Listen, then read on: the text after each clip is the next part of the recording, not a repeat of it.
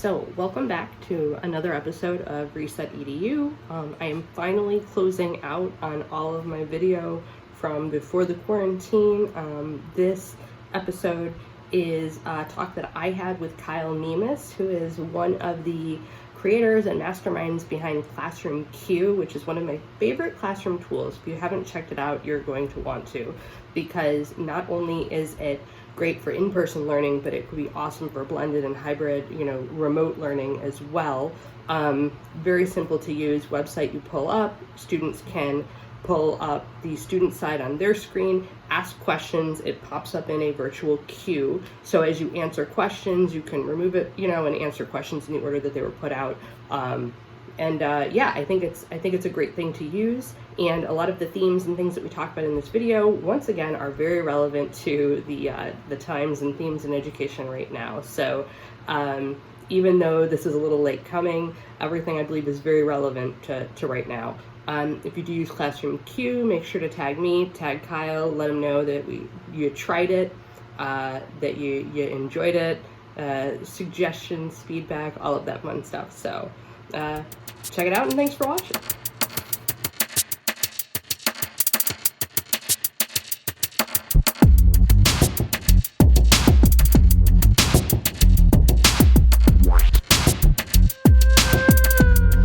Tell us about yourself.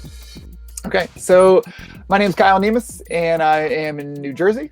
And currently I am an ed tech coach, but I was a middle school science teacher forever. I'm a dad of 2, one more on the way, actually, so soon to be 3.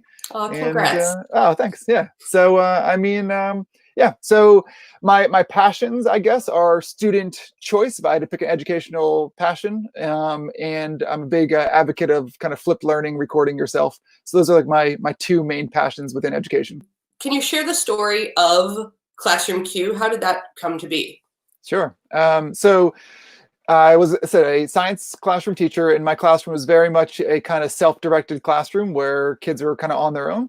And there's a lot of times for sure where kids were needing help because I was the whole guide on the side. And I would do the thing that normal teachers do, which is kind of run around and get to kids, and they'd sit there with their hand up, and that was kind of just life, and that was normal for a teacher. Yeah. And then I went to a conference over the summer, and someone presented a tool that I thought was actually kind of like what ClassroomQ was, but it turns out it wasn't. So then I was like, oh man, there's got to be something out there where I can just have kids like just click a button and they can get for help. It's like the simplest idea in the world. So I Googled, and there was nothing else out there. So then long story short, I kind of got connected with a former teacher, or actually a current teacher, because right now ClassroomQ is still just a 2-teacher operation. We kind of brought it to life, and it's been really cool. So are you a coder? Did you do the whole back end, or did you hire someone to do it? No. Oh, we did a lot of hiring. Yeah, no, it's actually really pathetic how little I know about how my tool is actually made. Dan, my partner, he's that guy. So he does some of the coding, or he would contract people out, and I just do my best to get people to try it out and take care of kind of the front end. Yeah. So I first heard about ClassroomQ from the Cult of Pedagogy podcast. I think it was a couple of years ago. It was like the 6 things to try for the year or whatever. That was actually how I first learned about it. And my former life was, well, kind of current now too, art teacher. Cool. And I know that was a big thing with me. And art teachers have all kinds of different tricks we use for things. One of the things was there was a teacher that actually had those deli numbers, and the kids would like take a number. So it was like the literal like queue of kids that needed help.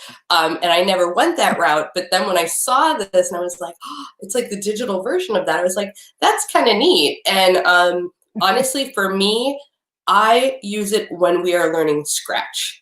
Yeah. That is my number one thing, because Scratch can be so complex, and students have questions that are so like, they have them that are varied and specific to their situation, but I also find myself answering the same questions over and over again. So it's just very, it's interesting to me. Like, I find that ClassroomQ works really well for that, and I project the queue on the board, and I actually have them in the comments write what their question is, because sometimes the students can kind of help each other and field those questions, and that saves me work. Yeah, that's what I was going to ask you, because it depends on the lesson, but yeah, some teachers love to project it for that exact reason, so kids can help each other, where others like to not project it because it might encourage maybe a kid who's a little bit quieter to ask for help, you know what I mean? So I think it depends on the lesson and the environment for sure. That's a really good point. I am fortunate. I won a grant for a Jamboard, a Google Jamboard last Oh, year. nice. So I put it up on the board because then if kids are able to help with the question, they can actually go up and just like touch it and take stuff off the queue. So that's kind of neat because it gives them control over it. Yeah.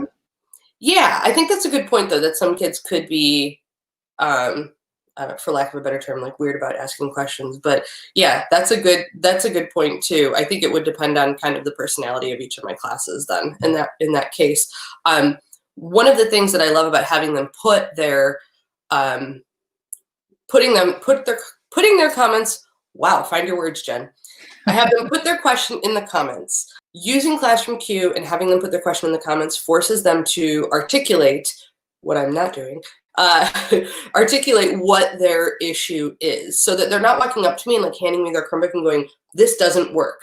Right. I'm like, "What doesn't work specifically? Like, can you narrow down what exactly the thing is that you need help with?" So I think that's something that students struggle with a lot, and I think that ClassroomQ can definitely help with that then.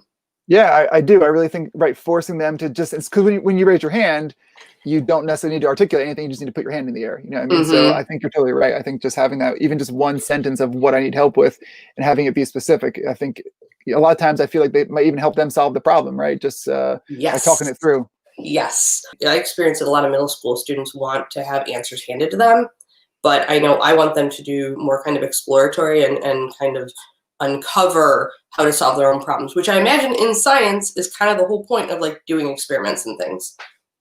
Yeah, for sure. Yeah, I think you're totally right. But like, yeah, I mean, science by nature, right, is experimenting, and getting the wrong answer is usually a wonderful thing because you're learning from it. You know what I mean? So it kind of fits beautifully into it.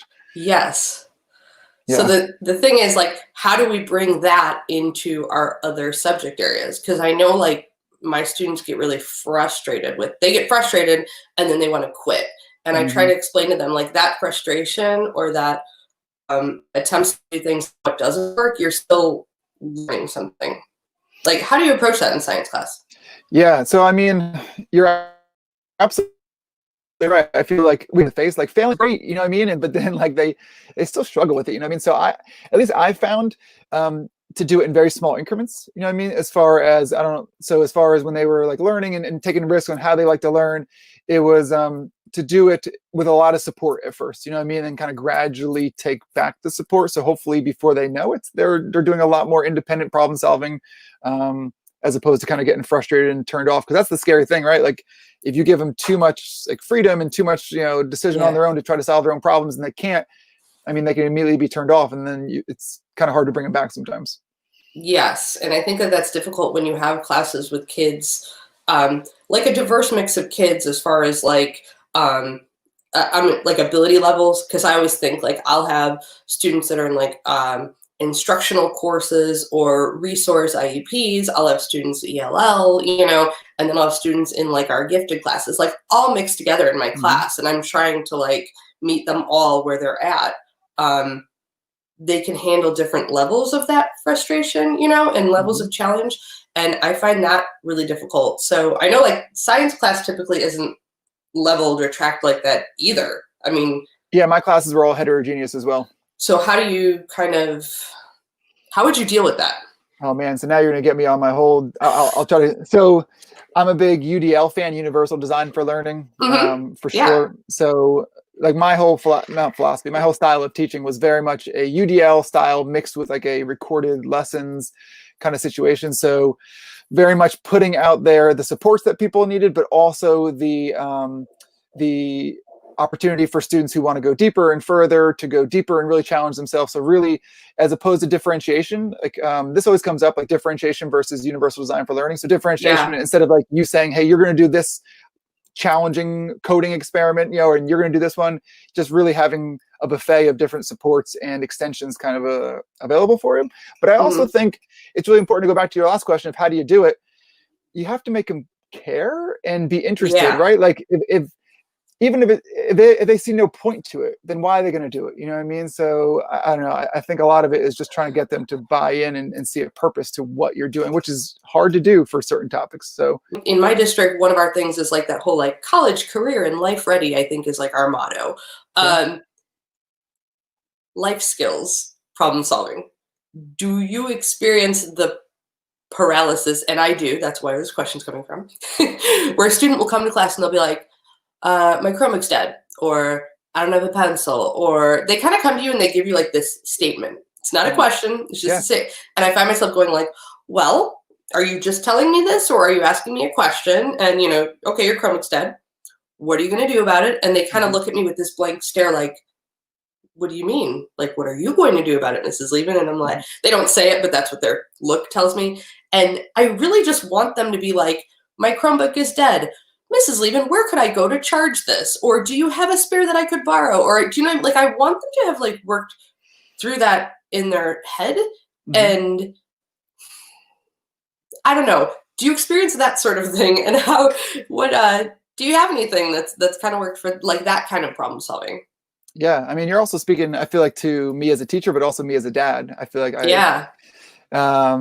so I think that's very normal and very common, and I don't know why, right? And maybe we've always, I can't be like kids these days because I don't know, we may have been the same way when we were kids. You know, 100%, yeah. So who really knows? I'm sure I was the same exact kind of way. I just know for that, I try to do a lot of what you just said. I do a lot of empathy, and then like, what's your plan? So like, if you know, like your Chromebook is dead, I'd be like, yeah, man, that's frustrating. You know what I mean? Like, and then they look at you, right? And then hopefully they'll prompt them to be like, oh, all right, I'll go charge it. And if not, I'm like, all right, so what, you know, what's your plan? So that's usually like my 1-2 punch, the empathy, then what's your plan? And then they're like, I don't know. Like, all right, well, I'll help you come up with a plan today. You know what I mean? But still, like, I don't know. Hopefully the next time they'll come up with a plan. But it's a very slow process.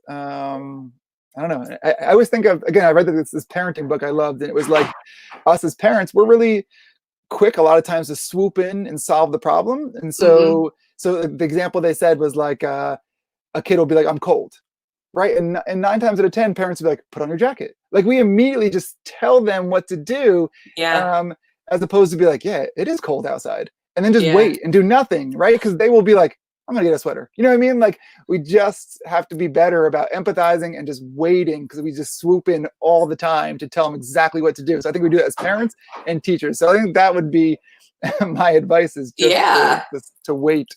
No, I think 100%. It's it is very much like being a parent sometimes. But yeah, I think that's something for me to think about, exercising that teacher wait time. Where could people find, give me like all your contact details. Where can people find you? What can people contact you if they want to know more about ClassroomQ? Give us some of those, give us all the details. Sure. So again, my name is Kyle Niemis, and I am at Kyle Niemis, KyleNiemis on Twitter. You can message me whenever you want. I love to interact with innovative educators about whatever you want. Recently, my kick has been bringing artwork alive, which I don't know if that fits you with your tech and art world together. Absolutely. Yeah, that's been my new, I always have little projects with kids. So that's my new project, where a bunch of kids and I, we're going to start trying to make book covers and murals around the school come to life, like augmented reality stuff. Yeah. So anyway, so the reason I said that is because I just posted something, I think yesterday, on Twitter about like how I did it with just Chromebooks. That was my mission, was to figure out how to do a Chromebook. So if you have questions about that or anything else, I'm totally down to answer. I need to know about that. It's so cool. It's so cool. Wouldn't school be great if we didn't have grades and things, and you just got to like do fun stuff like that? That's my dream. This looks cool. Let's do that. That is the best part about my job, is just being able to pursue innovative things and experiment and hang out with cool kids. It's great. That's what I think. If they could just take away like all the grading from my job. I hate grading stuff. Grading stuff is overrated. I agree very much. I just want kids to show up and like do fun things. That would, yeah. That's how I see school. And if you want to try ClassroomQ, which I hope you do, you can just go to classroomq.com. And I am biased, obviously, but I think it's the simplest tool that is out there today. It is just kids clicking a button and you get help, and your life is easier, their life is easier, they're a whole lot better at problem solving, and it relieves stress on you and the kid, and it gives a lot of quiet kids' voices and encourages peer interaction. And of course, I can go on and on, but I hope that you give it a try. And if you do, definitely, again, reach out to me and let me know what you think. Be sure to subscribe to the Reset EDU channel for the latest project updates and episodes. If you're interested in a reset for your own classroom, be sure to fill out the form at bit.ly/Reset EDU. Thank you for watching.